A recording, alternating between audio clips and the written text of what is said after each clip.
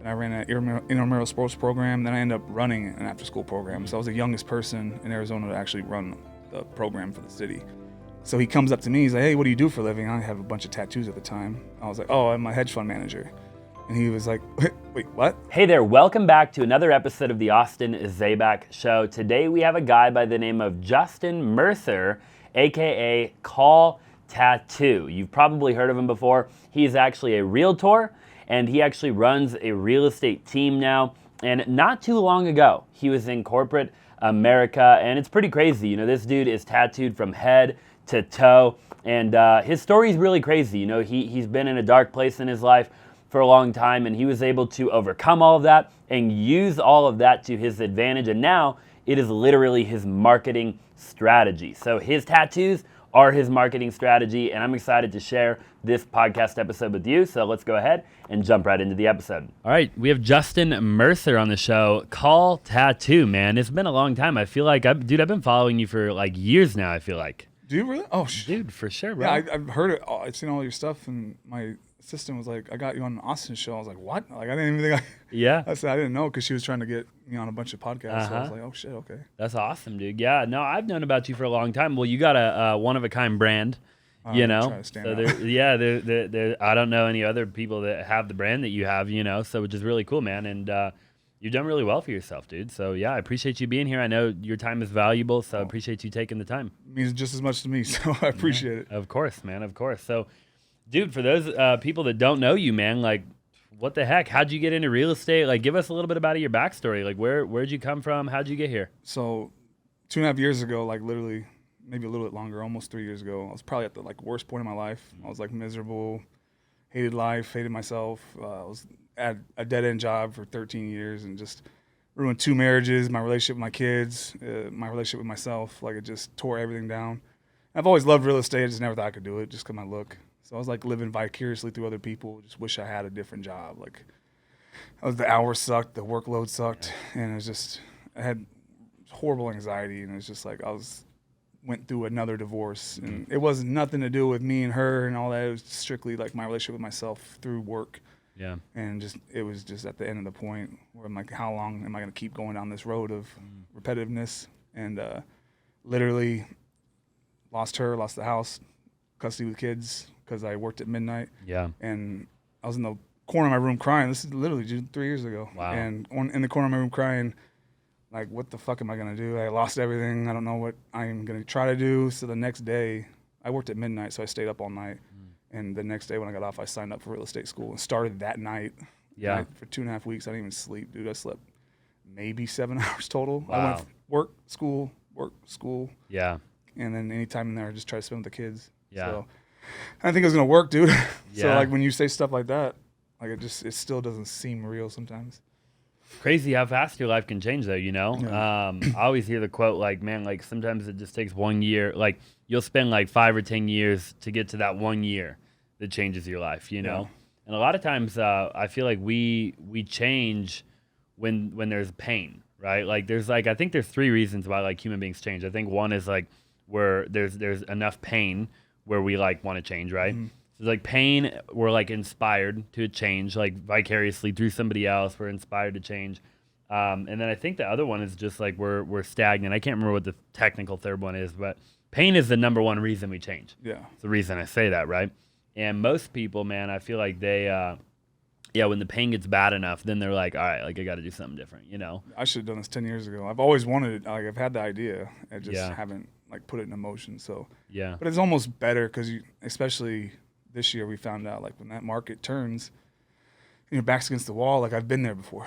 Like, I had my back against the wall. I started with no business, nothing in the pipeline, and COVID just hit, and, like, I had nothing. So I was like, that was like my back against the wall moment that pushed me to do the things I didn't think I could do. Like, I do a lot of branding, marketing stuff, and they all think I'm some kind of marketing genius. I'm like, dude, I don't know shit. Like, I knew nothing about anything. Like, I just learned. I didn't know I was an entrepreneur until I was doing it. Yeah. So it's kind of cool to see myself even change. I'm like, I had no idea I had this creativity in my mind. Yeah.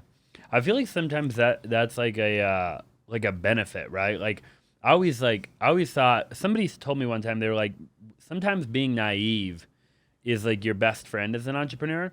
like some of the best entrepreneurs are like a bit naive, right? Like they like you don't know what you don't know type of thing, and therefore like you can't talk yourself out of it, right? Because you're just like, oh, I'm just gonna go all in, right? Yeah. Like I'm not gonna, whereas like a lot of people, I feel like they talk themselves out of it, you know? I totally agree with that. Yeah. I'm almost glad I didn't know anything because I did things my way. You were saying before the show, like you kind of have your own way of doing real estate, right? Yeah. So I think that's super interesting. So I want to talk a little bit more about like your upbringing and stuff, and then we'll dive into like where you're at today and whatever you're comfortable with sharing, obviously. But like you said, you're at like a dead end job for 13 years. Like, what was that job? Well, I used to teach. So I was a teacher before I had the tattoos were hidden, but I was a teacher. I worked with kids since I was 15. My kids are I grew up in not a good like situation, I don't think. Just a single mom. My mom worked 3 jobs, so she had a real job, or she had an 8 to 5. She had a night job and she had a weekend job. So like our childhood was like $10 left on the counter to go get food, and so kind of like. But watching that work ethic, and like there's been times where the car was getting repoed. My mom was running outside to get the car seat out and do all that, like that kind of living like that. It was great. Like I didn't know any different. I didn't know any better. So that was just life, and I was enjoying it. But now to see like that work ethic instilled in me, like it backfired, as you could say, that job. But yeah, I did that I taught, and then there's no teaching, no money in teaching in Arizona. The last year as a teacher, I made $31,000. Wow. It's $800 every 2 weeks. It's like, how do you live off How that? did teachers live on that? Well, now it's more, but that was, 10, 15 years ago? Okay. And then I went straight into Pepsi. So those were 14, 15-hour days, back-breaking labor, like unloading a truck, down stacking pallets in the middle of a gas station parking lot, wheeling it in. Physical, yeah. Yeah, it was super physical, and that tore me down. So it kind of, I don't have any experience like owning a business, marketing, brand, like none of that. So it kind of was cool to learn as I went. Yeah. But yeah, as far as like work background, like it's nothing to do with real estate. It was just why teach? Like what got you into teaching to begin with? Like back in the day? I started working with kids. I did the before and after school program, and then I went into tutoring. Then I ran an intramural sports program. Then I ended up running an after school program. So I was the youngest person in Arizona to actually run the program for the city. Wow. So, and then I had so many accolades through that. Like I was like one of their top employees, and went into teaching. I was the only teacher at that school without a degree. Wow. And it was a charter school, so technically I can get away with it, but they never did it again after me. Oh, wow. But I was 22, 23, teaching teachers how to teach kids from Title I schools. Wow. So I was a PE teacher, but I was also teaching teachers. I've been teaching for 10 years how to talk to kids, because it was a rough neighborhood. It was a rough school. A lot of kids are Title I, which means 90% are on free and reduced lunch. So it's like lower income. Yep. And I mean, you see the things these kids are dealing with every day. Like yelling at them they love it because they want the attention. Someone's actually paying attention to them. So I was trying to help. I taught teachers how to talk to these kids. I'm like, you can't. They're used to hearing this shit all the time. You're not going to get through to them. And that was really cool to be so young and doing that. But I bet that's a heck of an experience. You know, dealing with all that and getting I guess just all the lessons that come with that. You know. Yeah. But it's kind of. I wish I could have stayed doing it. Yeah. I don't know where it would have brought me, but it was just like $800 every 2 weeks, dude. You can't do it. No, the pay doesn't work. Yeah. Yeah, the pay doesn't work. But I mean, it made you a better man, I'm sure. Oh, you for know, sure. Yeah. Like looking back now, which is really cool. And then you went to Pepsi after that. Yeah. How long were you there? 13 years. Oh, dang. And then I transferred 10 years at Pepsi, 3 years at Frito-Lay. Wow. So Frito-Lay, the workload was a lot better. No longer down stacking pallets and wheeling it in and stocking. It was more just dropping pallets. But it was the hours sucked. So I started work at midnight. I would literally sleep an hour before work and an hour after work. So my workload changed, which was supposed to make my marriage better. I'm like, good. Like no more back-breaking labor. I was getting home at 6 o'clock at night, and I left at 3 in the morning to go to work. So it's like I'm gone all day. And by the time I get home, they want to hang out. Dad's home, husband's home. And to me, I was like, I'm tired. Like, why are you asking me to do these things? It just puts you in a horrible mindset.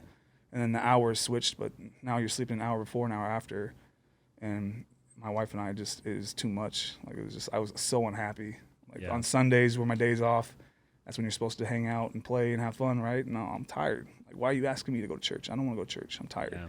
So I didn't realize till I was out of the situation and a better mindset with real estate, that I realized like how poisonous that is. Just like, how are you happy with somebody like that? Like, I don't understand. Like, she should have left a long time ago. Wow. So it was, we were best friends, dude. We sat on the couch and got divorced, signed everything. Like, it wasn't an ugly divorce. It was just more like, fuck, dude. Like, Yeah.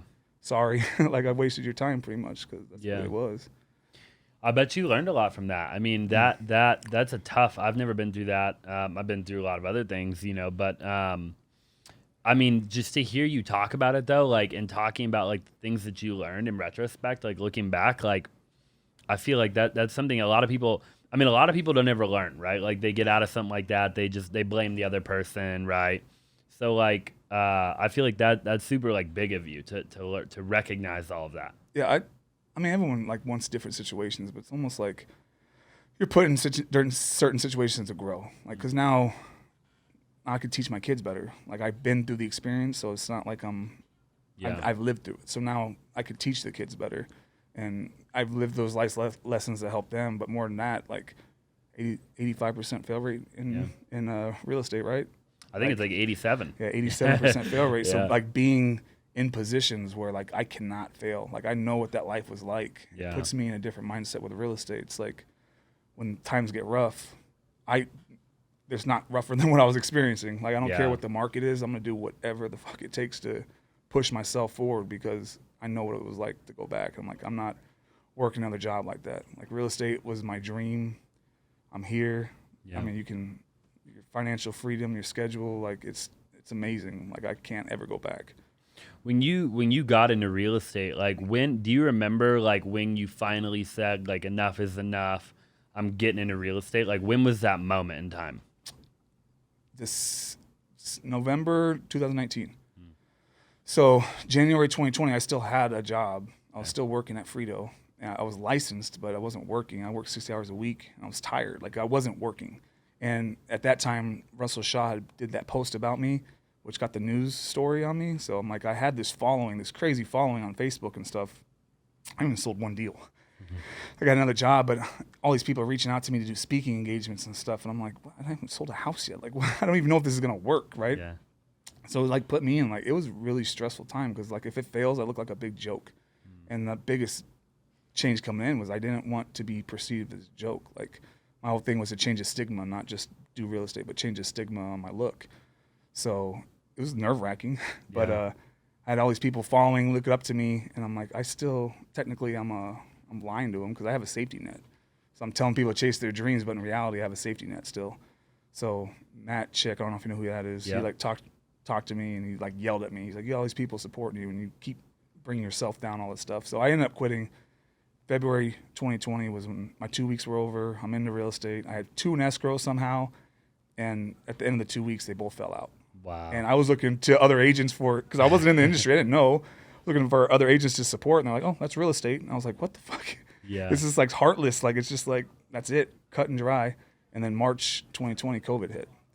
But I started doing this class now, the Successful Misfits class. But it was 6 like purposeful steps I took March 2020, because I had no business, nothing in the pipe, no job, no safety net, and COVID's here. Like, and these 6 steps are what I say drove me to have the success I had.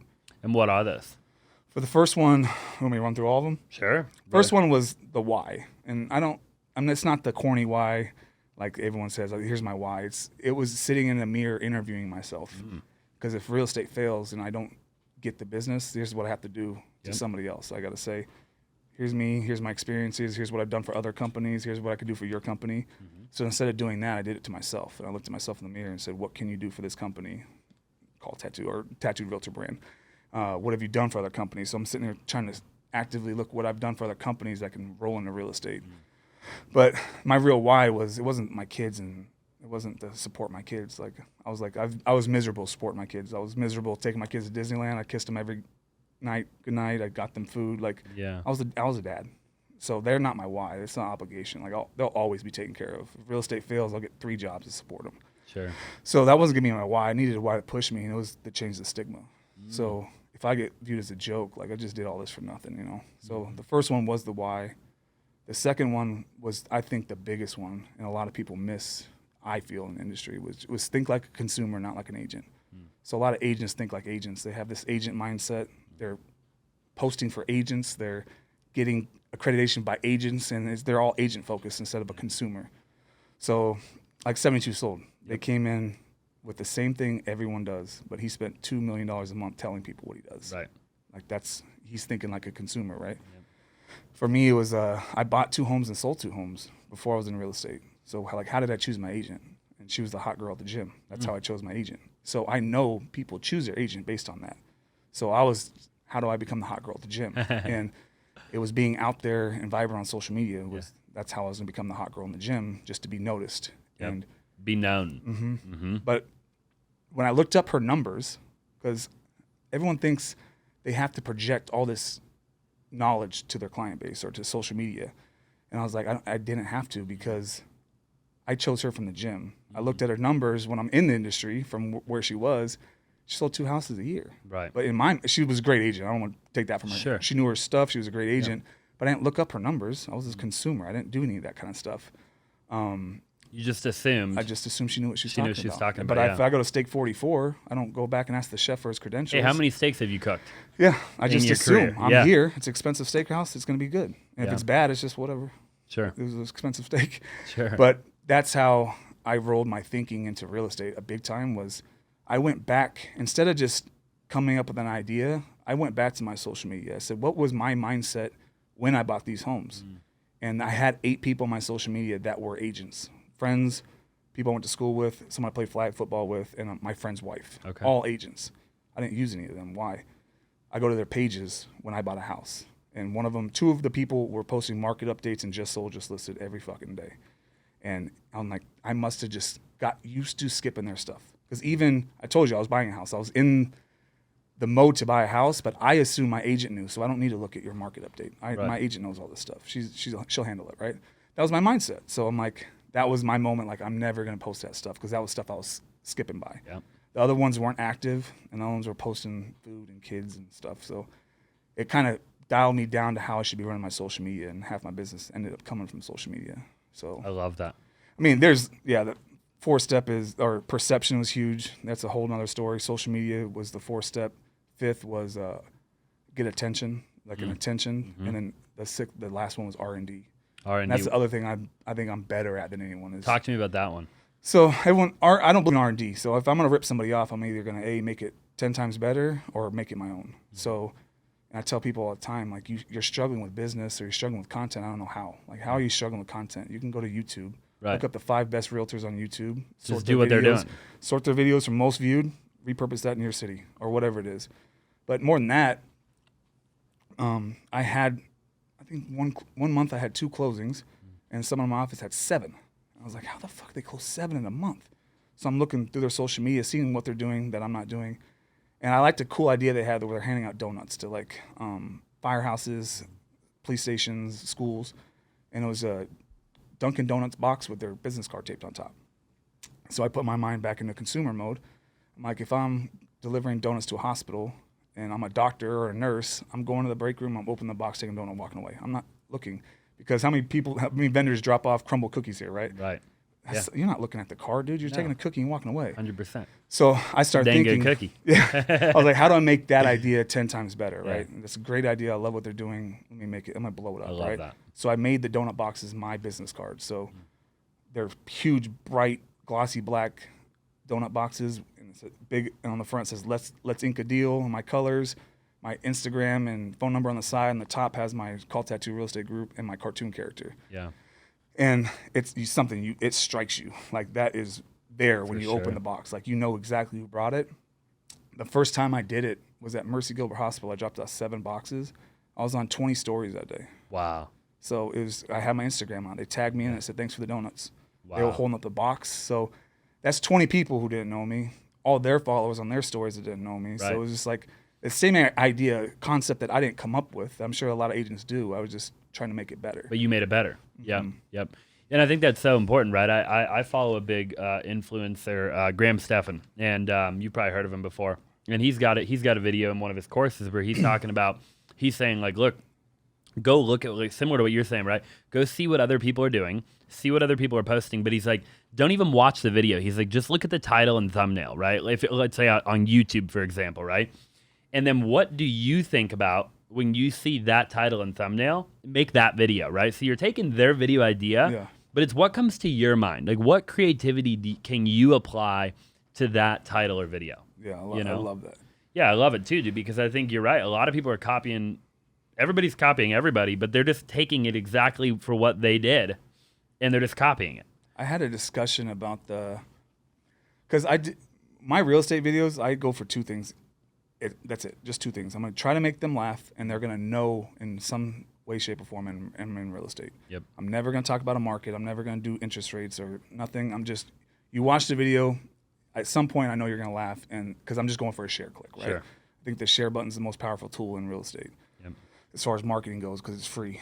But it was not an argument. I was talking to somebody about, those talking head videos, like where you or me will be on screen and we're just giving value, right? We're just showing we're knowledgeable in this business, and we want people to click on it. We want the agents to share our videos. Like, you want the views, right? And I said, these people that I know that are doing the talking head videos are very, like Templeton, Templeton. Yeah. He's a very smart man, right? He's very good at what he does. But the average person, I said, I think they're going to tune off him. They don't know I know him, right? Yep. Outside people don't know him, so they're most likely going to skip by his stuff if they ever see it. So I was like, I told somebody, I said, I want to make talking head videos, but I don't want to be perceived as just trying to come out there with education. Like, I want to have people actually watch the video and hear what I'm saying. So I said the very first one, I said, watch this. I said, it's going to be the same talking head video, but I don't want to get 400 views on it. I want to get 1,000, right? Yeah. So I was like, I'm going to do a talking head video. And I started off with a big lady, and she smacked her legs together and shot water out. And the water hit me in the face. It was a different video, hit me in the face, and I gave a marketing tip. So now I'm doing the talking head. The words pop up, I'm giving value, showing a tip that I have in marketing, and then it did it again, right? Yep. That video got 50,000 views. Yeah. Because I got their attention, kept them laughing, and then when they stay on the video, they engage with it, they save it, they share it. That's what blows you up. For sure. So that's, like I tell people, if you want someone to view it, like, you have to deliver it in a way where someone's going to be interested. It can't be boring. Yeah. Right? Because you see people that make the same you could have one idea where it's like you have two videos where it's the same video, but one is way more interesting in how you do it, and it's going to go viral. Yeah. Right? Every time, So I couldn't agree more. What are some of the most viral videos you've ever made? Oh, shoot. Probably that's probably a good one. I have one that has 10 million views. Dang. That's not a real estate related video. It's me with all my tattoos showing. And it was like a fake conversation. And someone's like, because I get asked what I do for a living all the time. And when I tell them what I actually, you ever heard The Price is Right? Uh-huh. So The Price is Right, your goal is to be on camera, right? And this is when I was driving a semi. I was acting at the time. So I had a personality, but when you're going in, they tell you. They're looking for people to be on the show. If you're not smiling, you're not vibrant, while you're waiting, they're not going to choose you. And they interview you as a group interview. Mm-hmm. So they bring 10 people up before you go in, and the producers just come on, and you can kind of like watch what he's doing. Usually the people he's tapping is people he's laughing with or like he finds interesting. So I was like, how do I get this guy to tap me? Because I think he's signaling people to write the name down, right? Because it's the producer coming out to do it. But he doesn't touch everyone. He only touches the people he's talking to usually. So he comes up to me. He's like, hey, what do you do for a living? I have a bunch of tattoos at the time. I was like, oh, I'm a hedge fund manager. And he was like, wait, what? I was like, yeah, I run a hedge fund. Yeah. And he's like, oh, really? I was like, no, I'm just kidding. I sell drugs. Like that. And he died laughing, dude. He was cracking up. And I was like, dude, and he touched me. I didn't get on the show, but I was like, holy shit. And I told my buddy I was with, I was like, I think I'm going to get on, dude. So I didn't get on, but I did a video like that on Instagram. I got 10 million views. Wow. It was just like, what do you do for a living? It almost goes back to like the perception, like you're number 4, number 5 or whatever. Like and I don't know what you meant by that because you breezed over in the 6 things you're talking about, but like perception's reality. And I don't know if that's kind of the direction that you had in mind. That's how I blew up, I think. Yeah. The very first, I started making, when I told you my background, so I had no business, I started doing, I asked people, what do you view me as? Because everyone didn't think I could do real estate. My mom, my family, my friends, they all said I was going to fail. Not in a negative way, like you're going to fail. It was more you can't change people's minds. So they told me not to do it. Everyone told me not to do it. So I asked them, like, what do you find in me, right? And they said, you great you're a great person, you got great work ethic, all the things that make you a great agent, Sure, right? yeah. It's just like, how do I perceive this to the How do you public? show that? So I started making real estate videos because I would share memes and I would do funny videos for my regular Facebook. So like, how do I make this real estate related? So I did an R. Kelly song, remixed it. That thing got so many shares from my people.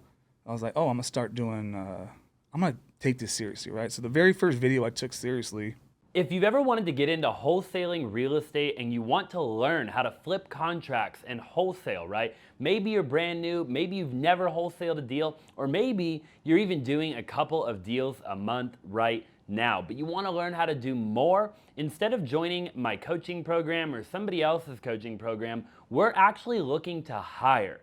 So go ahead and message me 480-418-5339 and send me a text message opportunity, okay? So if you wanna work with me, you wanna work with my incredible team, you want all of our leads, you want all of our systems, all of our processes, everything, right? And I've done about 2,000 wholesale deals in my career, then go ahead, shoot me a text, 480-418-5339, and message me opportunity. And look, especially if you're in my state, okay, the state of Arizona. If you live in Arizona and you want to get into wholesaling, this especially is an opportunity for you because you can come sit right in this office with my entire team and be a part of one of the biggest wholesaling companies in the country. I look forward to talking to you. I got in a full suit, sat in a hot tub in the full suit with a glass of wine at a $3.2 million mansion. And I was going to do open house there. They saw I was getting views, and they're like, dude, hold an open house at our listing. So I did. I introed the video with me in the full suit drinking wine. I said, ladies, you love rich men with beautiful houses, swipe right. And the camera lady's like, no, Justin, it's not for Tinder, it's for your open house. I was like, oh, shit. And then I introduced the open house. That thing blew up, dude. That open house was tons of people in it. Wow. I had literally, dude, I'm not even, like over 200 DMs, over 200 messages. And people were like, dude, how'd you get that listing? They're not in the industry. They don't know it was. Every agent knew that wasn't my listing, but they didn't know. And I wasn't going back at them with, oh, it's not my listing. All I said was, bring me a buyer. Right? I didn't lie to them. I said, bring me a buyer because I can represent the buyer. The next weekend, I did a $700,000 house. Then I did $900,000. And everyone started, dude, I was literally getting blown up on social media. Like, dude, I didn't know you were serious about doing real estate. I didn't know you were doing this. I didn't know you were doing that. You're busy. Yeah. I went from 0 closings, 0 in the pipeline in March of 2020 during COVID to April closing $2 million in sales. And to me, it was all perception based, dude. I pretended I was writing contracts. I wasn't writing contracts, but I was practicing writing. But I didn't tell people I was practicing. I just showed the contract in my story. Simple things like that show you're busy, that show you're serious, that you're in the industry. Like a lot of this stuff, I learned how powerful the videos can be on social media from a share button, how powerful perception of being busy or perception of doing the business can take you. The next video I did, everyone in my office told me not to post it. They said, dude, it's too gray area, don't do it. Like, you're going to make yourself look like an idiot. What was the video? I started off in an email because I knew people attack my look all the time. Like, I was still getting issues on social media. And I didn't mind it. I love it. But I started the video off with just the email. So all you see is the email. And it says, Justin, me and my wife think you're very knowledgeable of the industry. We just thought your look was too much for us, so we decided to go with a different agent. And people were fired up. And they started commenting before the video was over. Like, I'm like, you didn't even watch it. Just watch the video. So after the email, it turns the camera to me, and I'm in a pink mesh stripper like shirt, and I have a S&M leather mask on, and I pull off the mask, and I have pink handcuffs on, and I pull off the mask. It has a little button, and I spit out a ball gag. And I was like, oh, you believe how stuck up people are these days? And I just get back to typing an email back. Yeah. But it was like, that was the look I was going for. Like, that's the look that was too much for them, but everyone assumed it was something else. So is that a real estate video? I mean, technically, yes, no, who knows? But that thing got shared 250 times on Facebook. It got me 5 deals from that one video. And it wasn't for people following me. It was for people that have shared it. Now their people are reaching out to me saying, oh, dude, I saw your other video, or, oh, and it was just question-based. But I don't do any of my marketing, billboards, videos, nothing has to do with any value proposition. All I'm going for is a foot in the door. Like, if you were selling a house, I don't want to talk to you on the phone. Like, I don't want to talk to you. I want you to be face-to-face with me so you can see my personality. Like, I think I'm more approachable in person. Yeah. Like, you can see my smile. You can see that I'm a friendly guy, my voice, my tonality. Oh yeah. So anything I do is strictly foot in the door marketing. I So love that. those same people told me not to post a video, I got 5 deals from it. So I stopped listening to people and just did my thing. Even now, I have a billboard going up next week. It has Joe Biden on it. I'm making fun of him. And everyone's like, dude, you're gonna fucking turn people off. I said, those are the same people are gonna be turned off regardless of what it is. But I'm like, if Saturday Night Live and news stations and comedians can make fun of any president, I'm gonna make fun of them too. It has nothing to do with voting. It's not saying Democrat, Republican, Trump. It's just making fun of them. It's marketing. It's marketing. I'm going for attention. I know it's gonna piss some people off, but I also am trying to get my name out there. Yeah, for sure. Yeah. I think it's really interesting. Why do you think? I mean, obviously, like, you know, the world we live in is just a crazy world. But like, where did this come from? Like the you know, where like somebody like that has tattoos or whatever, somebody that, I mean, like, dude, like it could be anything, right, for anybody. But like, where did it come from? Where all of a sudden, like, we judge people and then we just automatically place like a limit on them, or like, where does all that come from? Just, it's hard to say because it's like bad apples, right? So, but if you think about it, like the most savage, dirty people in the world are politicians. Yeah. And they get praised left and right. It's people can hide who they are. So a lot of people make fun of me for my look, give me shit for my look, but in reality, like, I'm more out there than you are. I wear my heart on my sleeve. I'm saying this is me, this is my style. I give people an opportunity to judge me. It's hard to like live like that, knowing people are judging you. Like it took a toll on my relationship I was in. Like, my ex hated it. People would stare, and people would, because she was very beautiful and no tattoos, and she hated when people like judged me. It would piss her off. But I tell people all the time, like, there's that saying, that guy you'd cross the street if you saw him walking towards him, right? I'm like, but people are okay holding the door open for a pedophile, or you look at me crazy when I walk into a nice restaurant, but you're smiling at the guy that beats his wife. Like, you don't know anybody. right. And for you to sit there and judge me on my look and not give me a chance or a 30-second conversation, like, it's just, to me, it's ignorance. But those are the type of people that just find anything wrong with anything. So, like the billboard, I had an agent from Launch post my billboard calling it a joke. She said, I can't believe this guy's actually a thing. And to me, it didn't piss me off. She didn't offend me. I shared it, and I was just proving a point. I said, glad you view me that way. You don't know me. All I ask you to do, since you posted me openly making fun of me, taking my stuff, which is unethical in the first place, so you're in a violation right there while you're making fun of me. I said, all I ask is you don't erase it. If this is your opinion, let it be known, right? Yep. Her thing went from 4 comments to 215 in 20 minutes. Wow. Because as soon as I shared it, people can now tell you how they feel about you, right? Because you're openly, it's unprovoked negativity, right? If I attacked you or your family or called you names, like, yeah, defend yourself. But like, for me just to have a billboard smiling on it, obviously it's some sort of success if somebody has one. Like, obviously I'm not a joke, like you say. No. Maybe you sell more than me, but it wasn't a joke. But I had title companies posting her numbers and my numbers for the year, saying you're calling him a joke, but he's tripling your production. People were tagging NAR. They tagged Launch. They reviewed negative on all that stuff. So the president called me of Launch, and he apologized for her. But I'm just like, it goes to show you, she thought she was stabbing me, right? She thought she had one up on me because my look. Oh, you attacked me for my look. Let me go cry and quit real estate. Right. Like, no, but when your opinion was put on blast for everyone else to see how you feel, you went and hid, right? You erased it. I knew she was going to, and she did. Yeah. So how are you making fun of me when you're fake? Like that, and that's what I go to say. I'm like, at least I'm not fake, dude. This is me. This is who you're I being am. real, yeah. But people like her, they can hide their opinion. They can sit there and judge somebody based on just their look, and when they're getting backlash for it, they just run and hide. Yeah. So like, who's in reality, who's the better person, right? 100%, yeah. So and people were like, I started doing the funny billboards after that because they charge you based on people that drive by. And after that, I learned a lesson, right? Because the billboard charges me for people driving by, but when she posted it and I shared it, that thing blew up.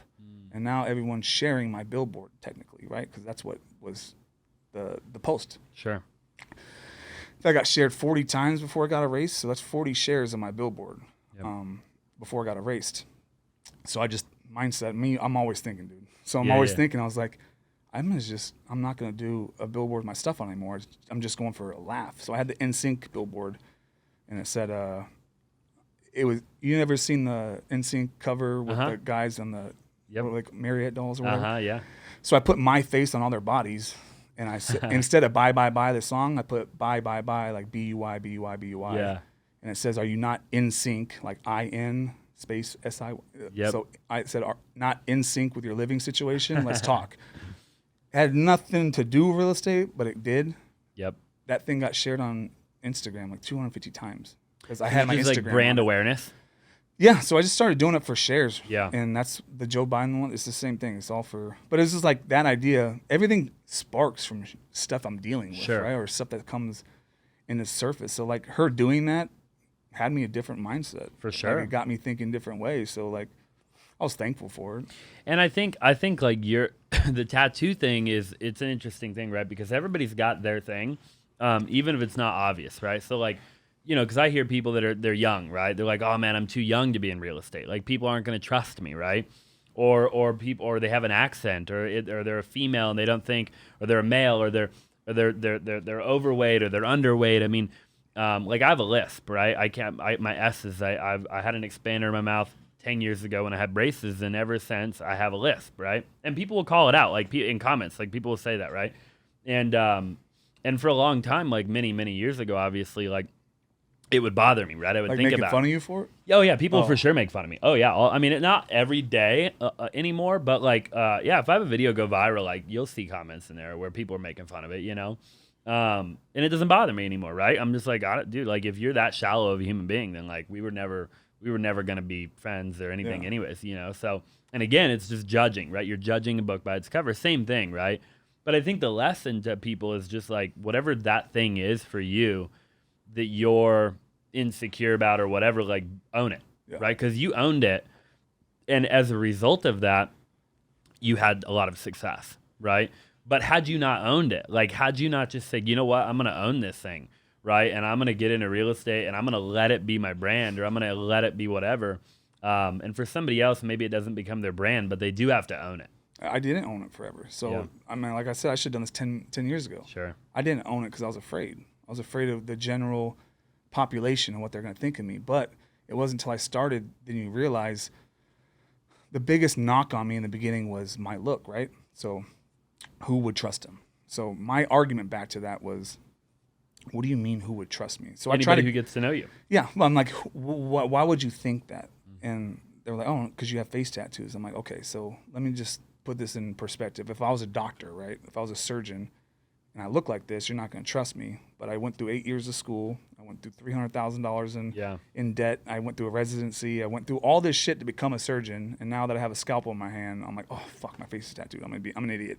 Yeah. Like I'm like, what? How is that narrow mind thinking getting people through? So with my look, I realized I started a team this year.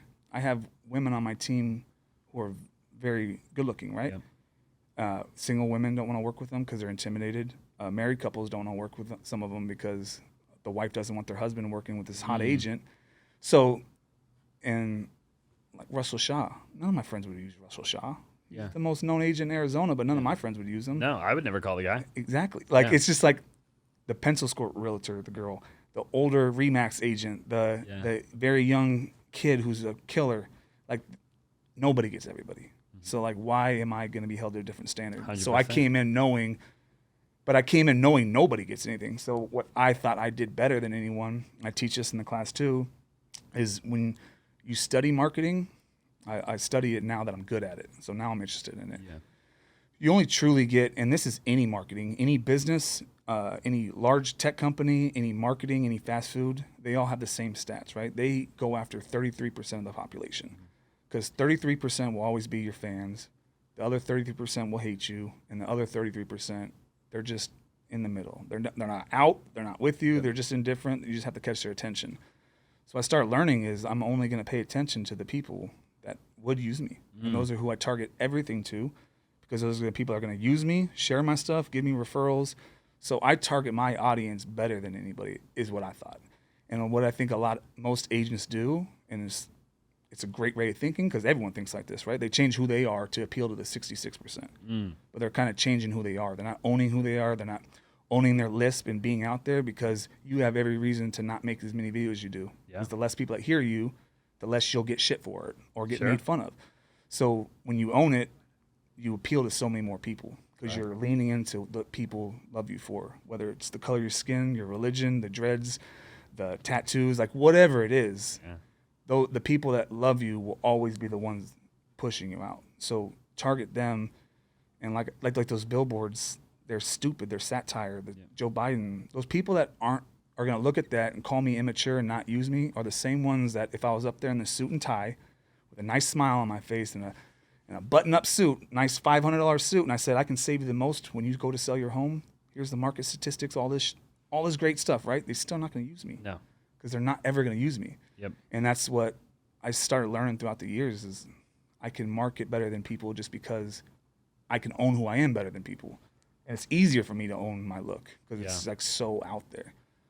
I love that, dude. I think that you're dead on. I think a lot of people in any industry, whether it's real estate, insurance, stocks, whatever they're doing, right? Doctor, lawyer, dentist, they don't, they're trying to appeal to everybody. And they don't understand, I think, a lot of, especially marketers that are new to marketing, right? It's just like, I'm going to cast a really wide net and I'm going to hope that I attract all these people, right? And then, and you're 100% right, dude. Like, no matter who you are, you're never going to get everybody to like you. It doesn't matter how hard you try. Like, you literally have to, like, I've never met anybody in my life where everybody likes that person, right? Yeah. So I think it is just like owning, who are you? What's your brand? Right? Who's your demographic, right?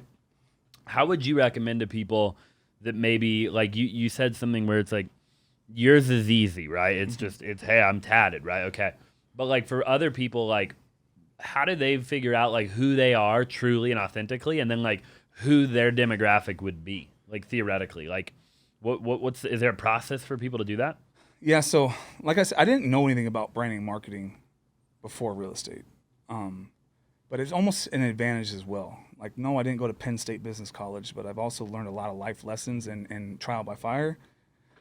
So as far as branding goes, it's nearly impossible to brand yourself, let alone somebody else. And people come to me like, how do I brand myself? I'm like, dude, I don't fucking know you. Because the biggest thing of branding is consistency and authenticity. So those are the two things you have to look for the most. Is you have to be very, very ultra consistent with it. And you have to have a authentic, you have to be authentic because it's going to become easy. I brand everything, my cars, my t-shirt, like everything I have my colors, right? But like, it's not always a certain look. You can be Austin Zaback, and that's your brand. It's the work you're putting behind it. It's the consistency you're putting behind it. I had this lady, she was 65 years old, and she came to a speaking thing I was at in Colorado. And she said, I'm not funny. I don't do funny videos. I can't do funny videos. I'm an agent for 5 years. She runs an okay business. And when I looked at her page, she knits, right? And she has a core group of people that watch her stuff. She has like 500 followers, but her knitting videos get 100, 150 views. And people are interested in it because she is actually really good at it. Yeah. And I told her, I said, this is your brand. I said, here's what you're going to do. Those same knitting videos you're doing, do it while you're speaking about something. Do it for a client closing gift and tell them that you just closed on this house and this is their gift to them. Or explain something. A girl, the month before that, I helped a girl who had makeup videos. Her makeup videos got 20,000 views, 12,000 views. I said, do your makeup while you're talking about your day. Like, I'm going to go show this house to a client today. So they're already watching it. Like, you're bringing the audience that's here for that, and you're giving them insight to your life.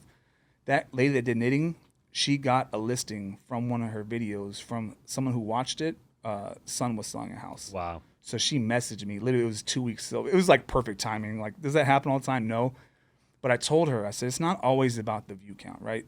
I go for a mass audience. So like I said, I'm trying to get 50,000 viewers on it because I also run a team. I also moved to EXP. And I'm going for agent attraction. I'm going for my goal in real estate is not to sell the most houses and be the top rah-rah guy in the state. Mine's to be the most well-known. Like, maybe you'll sell more than me, but I want way more people know about me than you. Yep. Like, that's just my goal in real estate. So I told her that's why I go for so many views, because it's just my goal is just to be out there to many people, and that's how I become out there. I said, you have purposeful views. That's a lot differently. When you're doing that knitting video, speaking about something, those people are watching you regardless, right? So it's a very purposeful viewed video. And I told her, I said, you don't always have to go for the views. It's the authenticity, the brand. Yeah, it only takes 2 people to buy a house. Yeah. Right? McDonald's is a huge brand. They spend millions and millions and billions of dollars pushing out over years. Like, what's the odds we're going to do that? It's not going to happen. 72 sold, blew up in 2 years. Like, it could be something so small, but a lot of it's the consistency and the marketing dollars you push behind it. Agreed. Or just being seen. So are you going to build this big nationwide brand? No, but you can build a brand that everyone knows you, and that's has purposeful views, right? Yep. We teach YouTube on our team from the downline we're at. We have YouTube courses and stuff. A guy got a $2.3 million mansion from a YouTube video where he has 10 subscribers, and the video had 29 views. That 29 views were very purposeful tagged views. So when somebody is Google searching that term, YouTube searching that term, they're going to his video because of the way he tagged it. So it's like, it goes to show you it's not all about how many, it's about the purpose behind it. Yeah. So you can brand yourself. It's just like, you got to ask yourself the questions. Like, what do you do better than anyone? What makes you stand out? What do you know you can do better than everyone? And how do you easily portray it to everybody else? I totally agree, dude. I think that, and a lot of people just get in their own way. You know, like they just never start, like you said. They never start. They never start, dude. For whatever reason. They're not consistent. They make up every reason under the sun. I can't do it. I can't be on camera. I can't be in front of the video. You know, like what's the biggest reason you think real estate agents fail? The number one reason. Oh man, that's a good question. A lot of them. It's usually 2 answers that people give. Really? Dude, I've never thought. The biggest reason most agents fail in real estate. Why there's an 87% fail rate. I think agents get into it because they think they're going to have like time freedom and stuff, and they think they're going to be able to be their own boss and this, and this, and they could freaking do whatever they want. And I think they don't realize how much work it takes, aka like consistency and just dedication, right? Consistency. That's what I thought. Yeah. Mm-hmm, yeah, and I think that's because of the way it's glamorized, right? Like think about it, like. We watch HGTV and we watch $1 Million Listing, and we see Josh Altman and Ryan Serhant and Josh Flagg and all these people, and we're like, man, it's easy to sell real estate, right? Like anybody could do it, you know. And we see like the highlight reel of these like really top performing people, right? Yeah. And that's not the reality of it, right? Like look at you, it's a grind, right? It's a grind. Yeah. And then maybe 10 years from now, sure, you could sit back and like, you know, you're good to go, right? But people are looking at that 10-year result thinking that should be year one. And then, dude, there's nothing in life. No. Like, where can you go where in 1 year, right? Look at Kobe Bryant. Look at anybody that ever achieved anything great. How long did it take them? How long have you ran a team? I've technically had a team for 5 years. Yeah. How many agents come through to interview for your team, and their first question is, what's your split? Pretty much every agent. And I hate that question. That's my biggest pet peeve. I tell a dude, like... It's like they say, what's your split? And I tell them from jump, I said, you look, dude, it's probably not the team for you. Dude, and they're like, what? I'm like, if that's your first question, I'm not the person for you. I say, if your focus is saving money and being a penny pincher, then, dude, go to my home group. Go to HomeSmart. Go. You know, if you're going to close one deal a year and you want to pay a $299 transaction fee, there's nothing wrong with those brokerages, right? I think they're great brokerages. I was with my home group for 5 years, right? I know Mark and Jeremy really well. Phenomenal brokerage, phenomenal people, right? Are you going to get mega ultra wealthy at that brokerage unless you're George Lawton or you're running a big team? Probably not, right? You know, because there's no collaboration. Like where's the team? Like where's the environment at, right? Yeah. The culture. I agree, dude. I hate what's like the second thing people ask you other than that. Well, the tag team off that, because my first year in real estate, I was hoping to sell 5 homes. I knew the average agent sold 2 to 3 homes their first year. So I'm like, I'm not average. I've always been the best worker anywhere I've ever been. My work ethic and character can drive me to more than 2 to 3. So I was going for 5, dude. I was going to be happy as hell if I sold 5 houses. In 2020, right? In 2020. Yeah. And keep in mind, the previous year I made $73,000 a year. That's what my average was driving a semi. But that was 60-hour a week, ruining marriages, ruining myself for $70,000. But to me, that was money, right? So I'm like, if I can make $70,000 in real estate and enjoy myself, that's all I need, dude. My first year, I made $160,000. Wow. That's something no one in my family's ever made, dude. I don't come from wealth. I don't there's alcohol, drug, like there's a lot of shit in my family and I've never seen success at a high level like that. So me making $160,000, I was like, are you serious? Like I'm shaking. I'm like, I can't believe this is reality, right? And I tell agents, like, what other jobs can you come in and make 160 grand in 1 year, your very first year. A doctor, a lawyer, a CEO, these high paying jobs that either take a lot of schooling, a lot of work, moving up the corporate ladder. Like there was steps. It wasn't it's not year just one. Yeah. 8 years of schooling. So year one, you could Yeah. So it's like your 9th year. It's not your first year. So I tell people, take your first year, you join a team, and only join a team. Your only questions when you go into a brokerage or a team, you say, what do you provide? Yeah. Like, what do I get from you? And that's how you base your decision. Oh, environment and what do you provide? And then the rest will fall in. Because my first year, I literally went to every class I could, went to every CE class, every mentor. I went to lunch with Russell Shaw. I went to lunch with Greg Haig. I went to all these people that I can learn from because I'd taken the business serious. I wasn't worried about my split. I was worried about soaking up as much as I can. Yeah, bro, it doesn't matter. The split, it's like, dude, okay, let's say I make 30%, but you're going to give me layup 50 deals a year to close. I mean, you know what I mean? It's like, dude, I'll take 10%, right? If you're going to give me 50 layup deals so I think you're 100% right. The question should always be, what do I get, right? What are you going to give me? You know, and I really do believe that people just have the wrong mentality, bro. Yeah. You know, were you with a different brokerage before you joined EXP? I was at Keller Williams for 2.5 years. I just joined EXP a month ago. Oh, wow. And I'm going to make a video for social media because I hated EXP for 2 years. Same. I could not stand them. I hated them. I thought they were a joke, but I didn't know anything about the company. Same. I'm basing it off of used car salesmen are telling me to join their company. And even when I was joining EXP, like I already had it in my head.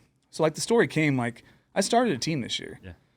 And maybe I look for people like you for insight because people brand me this marketing genius, but I don't know business. I don't know business at a high level. I remember I drove a semi. Yeah. Like people think I'm something I'm not a lot. So I ran a team and I thought it was irresponsible to start a team because I'm only 2 years in the industry when I started. I told the people, I said, look, I'm not the person that you want to be with on a team because I don't do real estate the right way. I don't have a CRM. I don't have a database. I literally just market and bring people to me.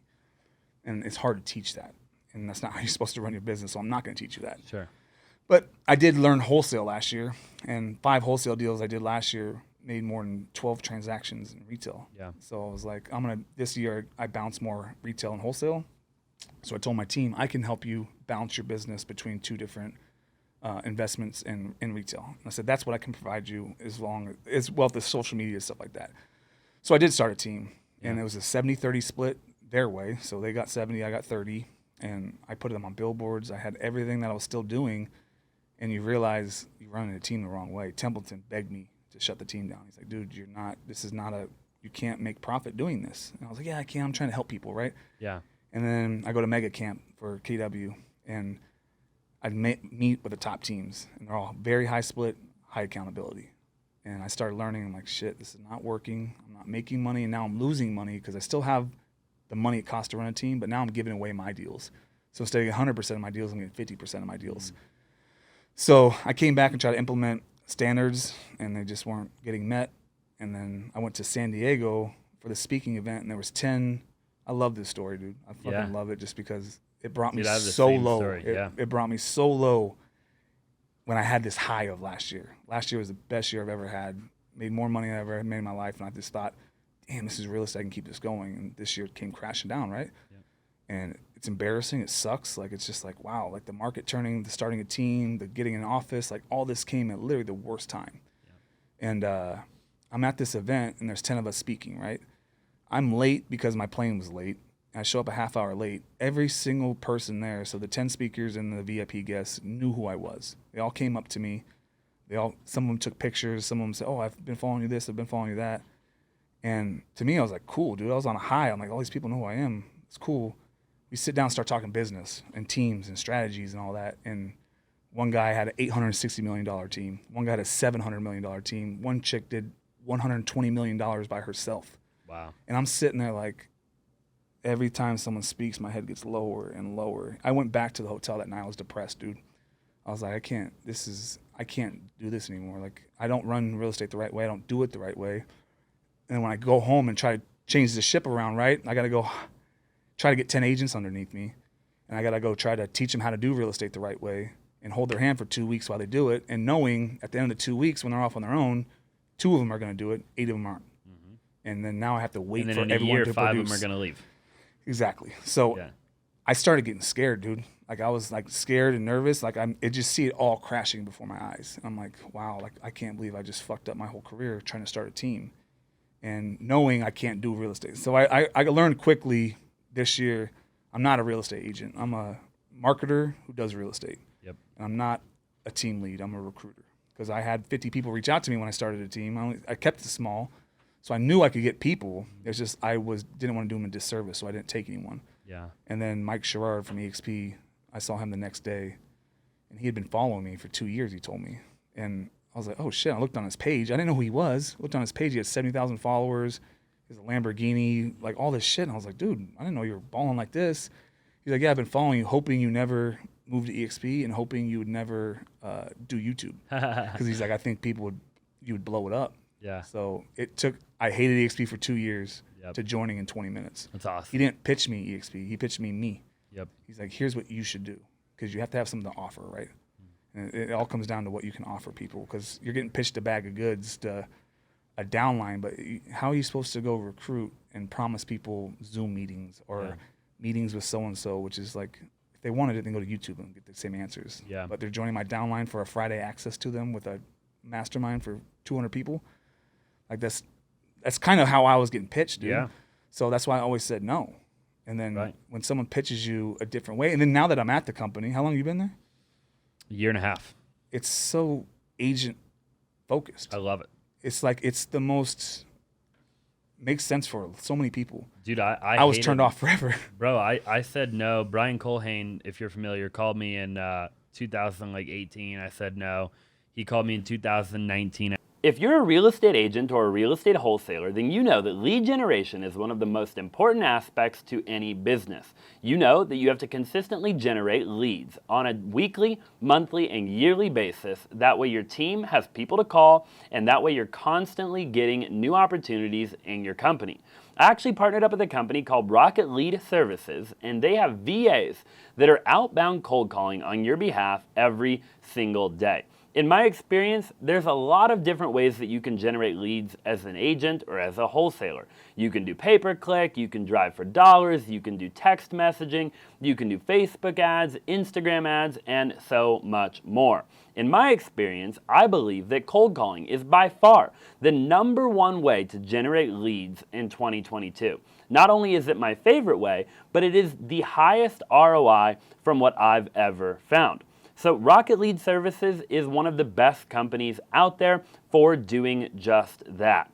They have virtual assistants that get assigned to you and to you only that are constantly calling motivated sellers to generate leads for your business. Again, this is for anybody looking to generate seller leads for their business. This is for a solo real estate agent looking to do a couple of deals a month, all the way to teams that have over 100 agents and you're looking to generate more leads for your team. Wholesalers that are looking to generate more seller leads, all the way to wholesalers that are looking to do many, many deals per month. Go to www.rocketleadservices.com and go ahead and book your free consultation. Again, that is www.rocketleadservices.com and book your free consultation. Now, let's get back to the show. I said no. 2020, I said no. How many other people say no to in that time? A bunch, bro. Like, I had a bunch. Dude, and I'm talking like big names. Like, big dudes were hitting me up, right? Like, and new agents, too. Dude, haven't like, closed one deal. Everybody and their mom, right? And I got offered a signing bonus at one point to go to EXP, like a pretty big signing bonus. I got offered like just a bunch of stuff, right? And I'm like, no, I don't want to go. And then, dude, like, I kind of, I don't regret it, but I was definitely closed-minded, right? And I thought I knew, very similar to you. I'm like, man, I know, like, I know what that, because I come from a network marketing background. When I was 15, 16, 17, 18 years old, I did network marketing, like real MLM, right? Oh, okay. And I actually did like MLM at the time, but when I got out of that industry, I was like, I'm never going to do MLM again. Not that there was anything wrong with MLM. I just was like, I'm done with MLM, right?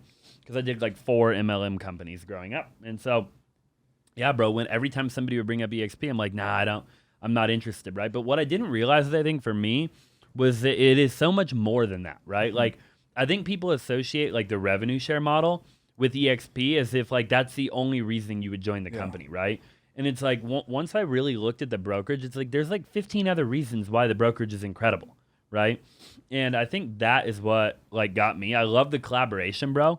Like the fact that like, dude, the collaboration is ridiculous, right? Like the people that are in my upline and the people that are in your upline, it's like on another level. Yeah. Like these are people like I could call, you could call, people in my downline could call, right? And it's like they have a reason to help you.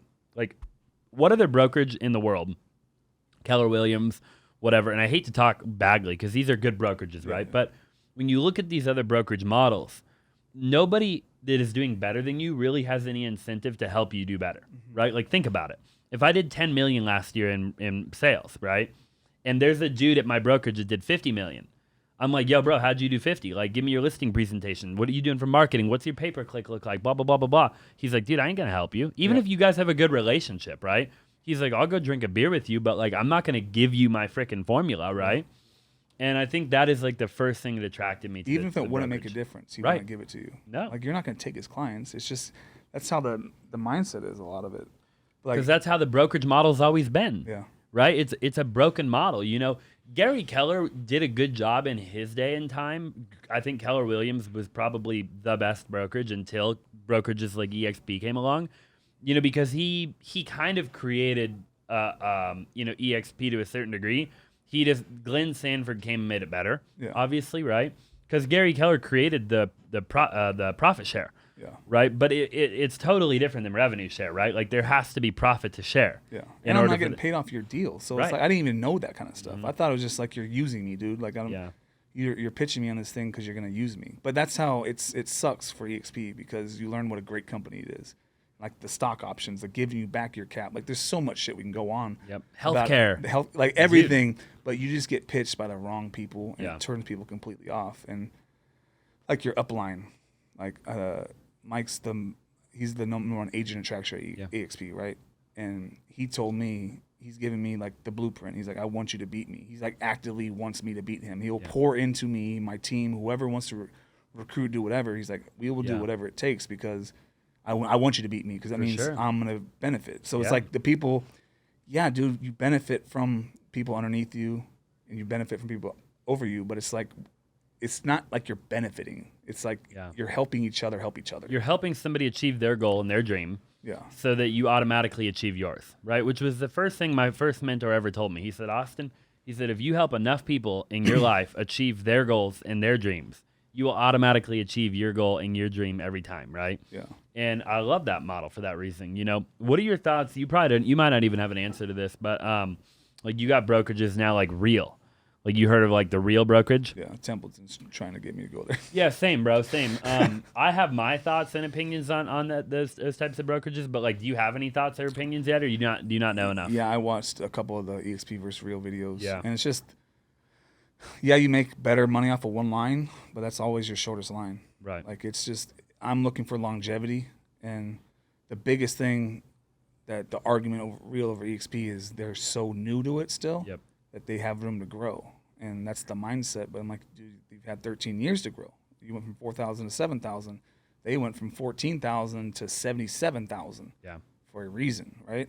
And then the 2 extra lines. There's so much, and it's just more like technically Real says you're not allowed to give people things to join your downline. You can't offer them things. It's in their bylaws. It's in their thing saying they can cut you off from rev share if they know you're giving agents something. Wow. So I'm not even gonna toy with that, dude. Like Yeah. I'm not gonna try to build something because, and here's what's so great about it, and it sounds like a pitch. It's just like my goal is to grow nationwide. I want to have 1,000 agents underneath me nationwide, but not to make money off them, because in reality, I'm helping them still. Sure. Because if you lived in Florida and you're just a fan, or you like what I do, or you want access to the courses that we have through YouTube and all this stuff, I can give it to you and not have to charge you a split. I don't have to sit there and say, Austin, I taught you TikTok and I taught you YouTube, and Yeah. you blew up your TikTok and YouTube, and you're closing now. You got a $10,000 commission check. I need 5,000 of it. We're on a 50-50 split. Like, that sucks, dude. It does. Like, you're still prospecting. I don't know your state laws. I don't know your market. Like, I'm in Arizona just helping you blow up your career, right? But since I'm helping you, I'm taking a split. And that's the Keller Williams model. That's what, if I want to grow nationwide, you got to grow teams in every single state and take splits, because that's the only way you can get paid. With EXP, I can pour into anyone in Florida, and they're 100% agent still. They're just underneath me.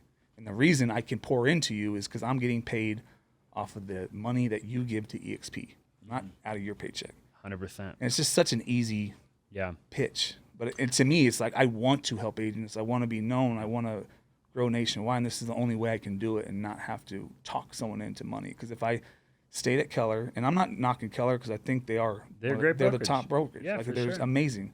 I love everyone I met from there, and they're ballers and they have great training. But for me to grow at Keller Williams, I have to expand. I got to talk people into a split with a cap, then a 50-50 model, because that's pretty much the minimum you can do to run a team is a 50-50. And then I have to wait for them to leave. Yeah. And it just sucks. And when they do leave at Keller Williams, they're gone forever. Yeah.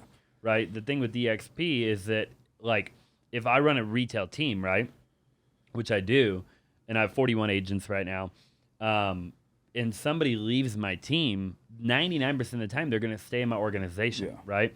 Well, okay. So then I flip the model upside down, right? Now, Joe Blow comes along, right? I say, hey, look, dude, the pitch in the beginning is different, right? The pitch in the beginning is, look, you're going to come on my team. I'm going to give you leads. I'm going to give you transaction coordinator. I'm going to give you all the things, right? And at some point, you're going to want to leave because that's what people do, right? And when that day comes, I'm going to support you, right? When you get to a point where you are ready to leave my team, right? Like you've spread your wings, you're ready to fly, and you want to start your own team. I can't wait for that day. And when that day comes, I'm going to help you do just that, right? Because now they're in my organization. Yeah. Dude, you've never been able to do that in the history of real estate, right? Whereas before, it was like, hey, join my team, and don't you dare ever leave me, right? And when you do leave me, I'm going to be mad at you, and you're going to be mad at me, and then we're going to be mad, and we're going to be mad at each other forever because you left me, right? And I taught you everything, and now you're my competition, and we're just going to have hard feelings towards each other, right? Yeah.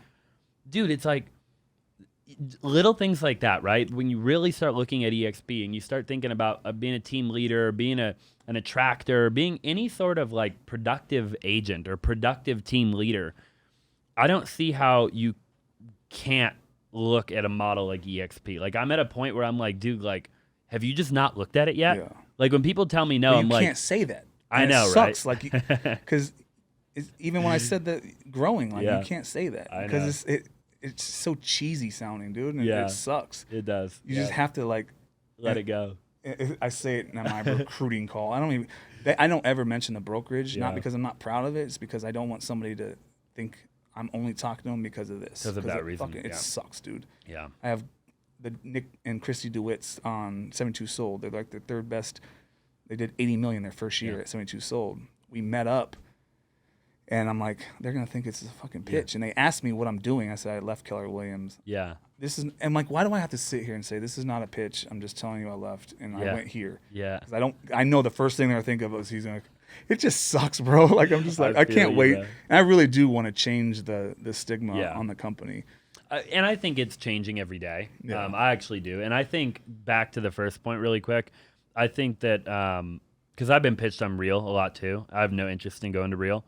And I think that EXP will eventually be at 1 million agents long term.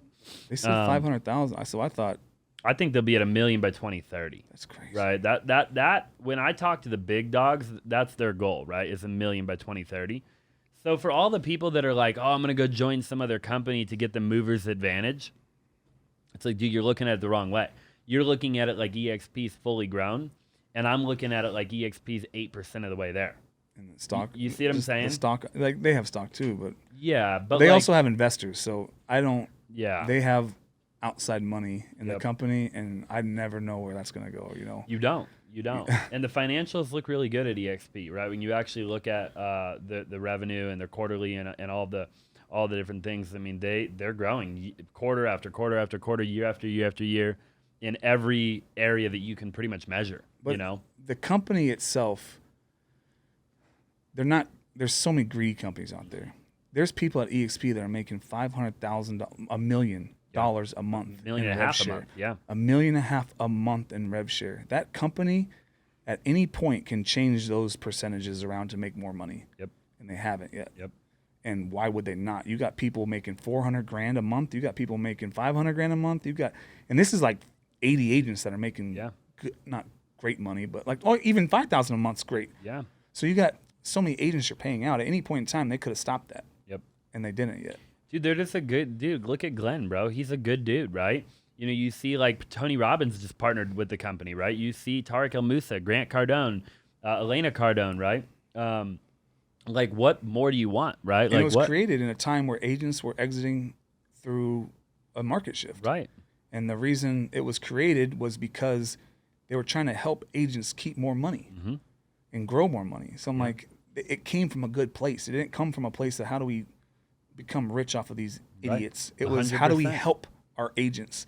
And that's the best part, is because it sounds so corny. Real estate changed my life. It changed my life. It changed my kids' life. It changed my mom's life. It changed like everyone around me's life. It changed mine. Like, I went from a spot where I didn't want to be here anymore. If I didn't have kids, I don't know if I'd be here. Like, that's how scary it was. And like, real estate completely turned my life around.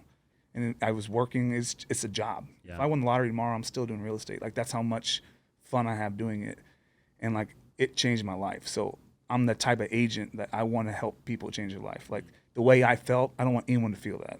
Yeah. Like, I don't want, and real estate's also a career where you can be a single mom. You can be an immigrant from another country that came on a like, these are people I know that are in the industry. You could be a wife that was married for 15 years and her husband beat the shit out of her for 15 years and said she'll never be anything without him. She finally got the courage to leave him, started a career in real estate, and blew up. Agreed.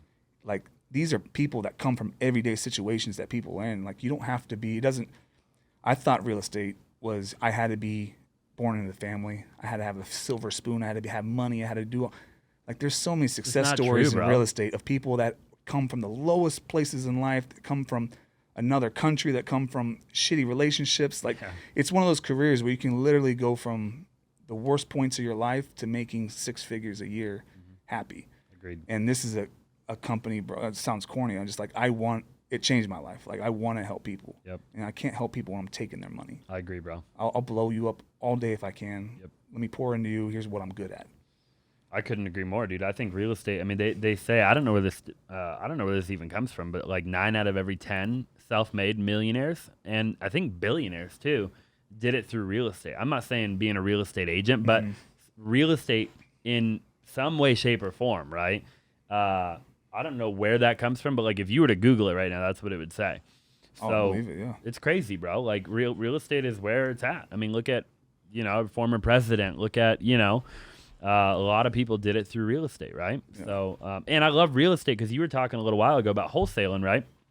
And what's cool about real estate, I think, is you could be an agent, and then you could learn wholesaling, and then you could learn flipping, and then you could learn creative finance, and then you could learn multifamily, and you could learn storage, or you could learn whatever, right? Yeah. I mean, real estate's this industry where, like, you could get good at one methodology, and then you could eventually branch out into as many as you want, right? Yeah. We have a wholesale. So me and Temp own Sell Peacock, which is a wholesaling flip company, and we're 50-50 partners in it. I had an agent procure their own deal, and she was telling me how she liked the house. And she's like, I got to give it to you. I'll decide what I want. I said, no, your first thought, no matter what it is how do I buy this house? Yeah. I said, do not give it to me. I know you're on my team.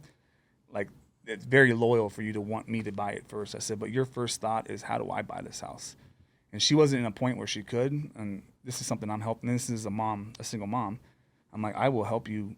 I'll show you how to burr it. I'll show you how to get the hard money. I'll show you how to do everything. We'll do it together, and you're going to benefit off of it. Because that's the whole goal, right? You're on my team. I'm teaching you how to become wealthy. Why might I not teach you this is the biggest way you become wealthy is own assets, right? So, like, it's that kind of mindset, too. Like, lead with value. Because, I want that deal so I can wholesale it, and you would make half and I would make half. But your first thought is, how do I buy this? Yep. And, like, when you show them that you care that much, like, it just kind of, that's loyalty. That doesn't 100%. go away.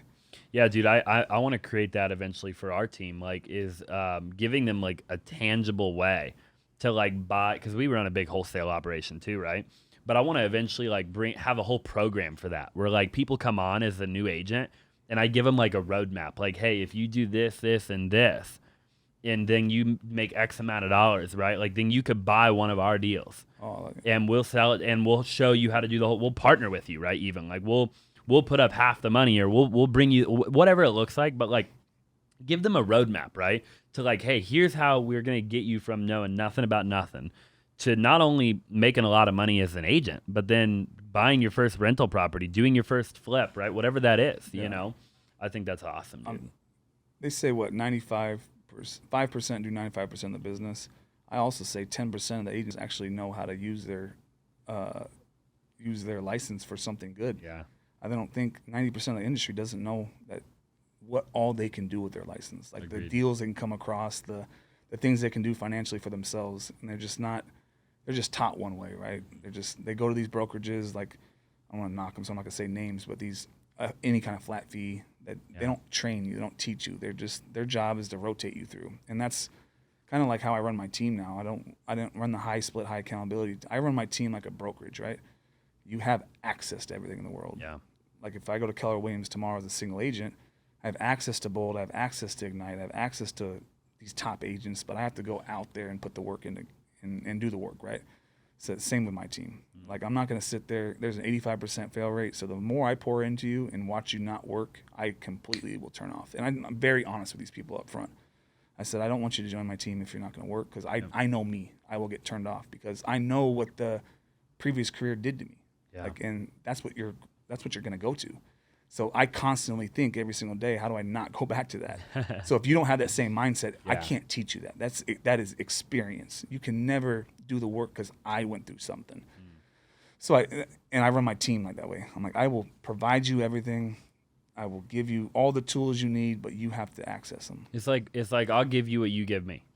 I'll put in what you give me, right? Like if you give me 100%, I'll match it. Yeah. Right? Or if you give me 80, I'll give you 90. Like I'll give you 10% more than you give me even, right? Yeah. But you can't give me 10 and expect to get 90.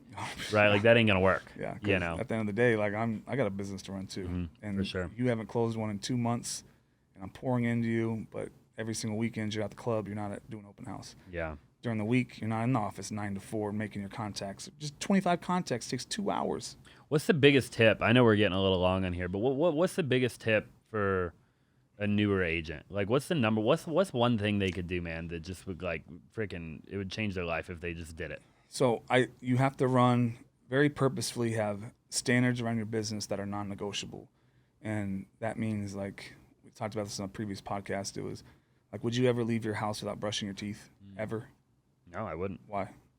Because it's just bad hygiene. And you don't want your breath stink, right? Right, Like, yeah. But you will never leave your house. For like, sure.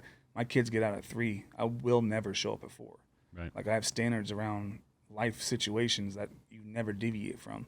So if you start from the very beginning just having standards around your business, you will succeed. And what that means is you have prospecting time and you have trap setting time. So prospecting is the hunting. You got to hunt 3 hours a day.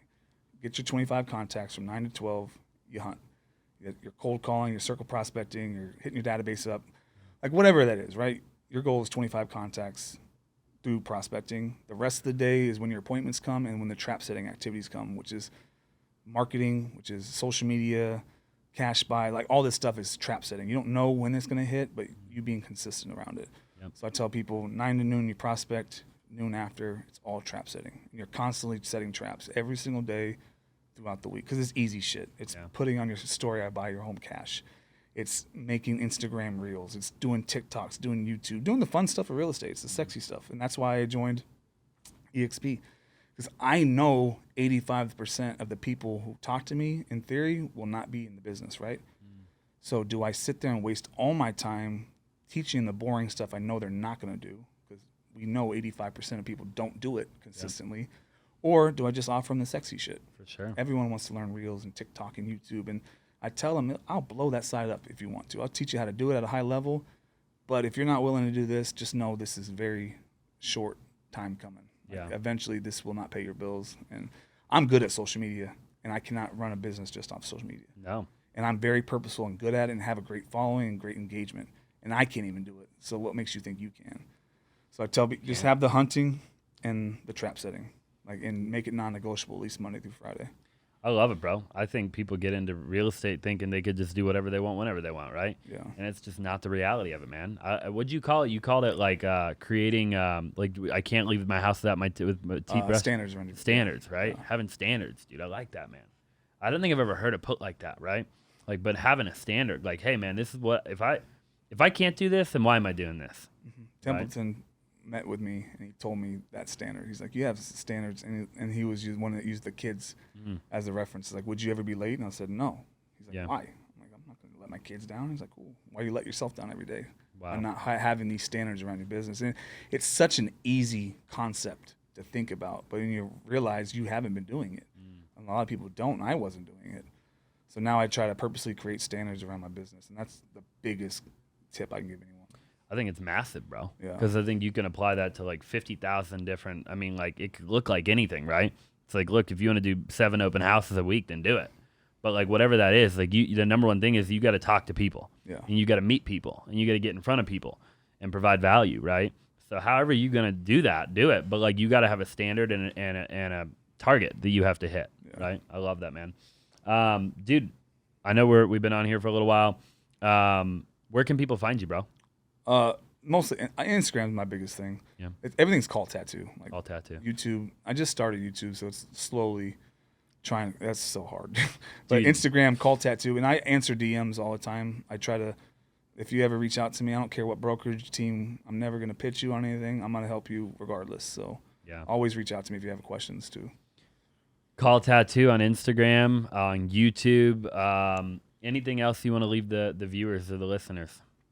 No, just thanks for tuning in. Like I follow my journey, and if you ever use something of mine or I help you and inspire you, whatever, like send me a message. Like I love that helps me get me through.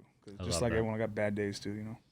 We all have bad days, bro. Yeah, I got a lot of them. You know, nobody's perfect, man. Well, hey, I appreciate you being on the show, you. brother. And if you're watching, if you're listening, if you're on Spotify, podcasts, iHeartRadio, anything like that, make sure you leave a 5-star review. I would greatly appreciate it. If you're on YouTube, definitely drop a comment in the comment section below. Subscribe if you haven't already. Smash that like button. Thank you so much for watching, and we'll see you in the next one.